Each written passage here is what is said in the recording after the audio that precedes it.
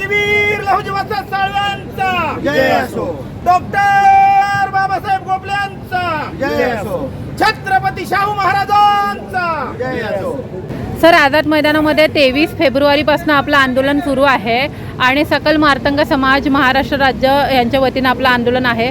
काय सांगाल एकंदरीत काय विषय आहे आणि अजूनपर्यंत आपल्या ज्या मागण्या आहेत त्या पूर्ण झालेल्या नाही आहेत, काय सांगाल?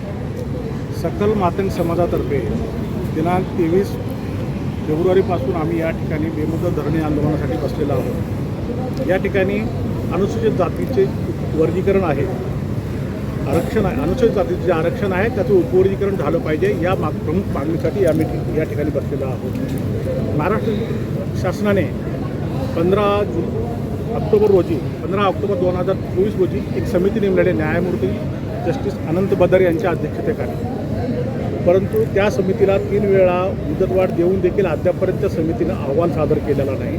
त्याच्यामुळं उपवर्गीकरणात कार्यवाही झालेली नाही आहे.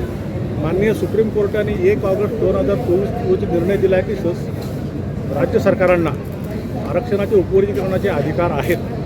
त्यानुसार आम्ही शासनाकडे पाठपुरावा करत आहोत, परंतु शासन आज करतो उद्या करतो अशा प्रकारे निव्वळ आम्हाला आश्वासनं देत आहे. आता बजेट अधिवेशनामध्ये देखील 6 तारखेला माननीय मुख्यमंत्री यांनी आरक्षणाचे उपवर्गीकरण अशा प्रकारची त्यांनी घोषणा केलेली आहे. परंतु अशा घोषणा त्यांनी यापूर्वी देखील अनेक वेळा केलेल्या आहेत. आम्ही या ठिकाणी माननीय मुख्यमंत्र्यांची भेट घेण्यासाठी प्रयत्न करत आहोत, परंतु आज तागायत भेट आमची झालेली नाही.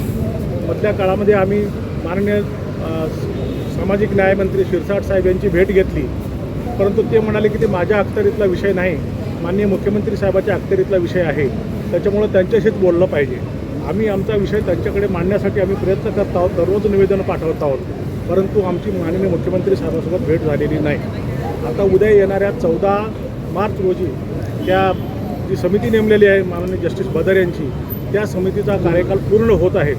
त्याच्यानंतर त्या समितीला मुदतवाढ देऊ नये, मुदतीच्या आतमध्ये अहवाल सादर करून घ्यावा आणि ताबडतोब आरक्षणाचे उपवर्गीकरण लागू करावे या मागणीसाठी आम्ही बेमुदत बसलेलो आहोत आणि अधिवेशन संपल्यानंतर देखील बसणार आहोत. आणि एवढं करूनही सरकार जर आमच्या याची दखल घेत नसेल आणि उपवर्गीकरण जर लागू करत नसेल तर यापेक्षा मोठं आंदोलन आम्ही करण्याची तयारी करत आहोत.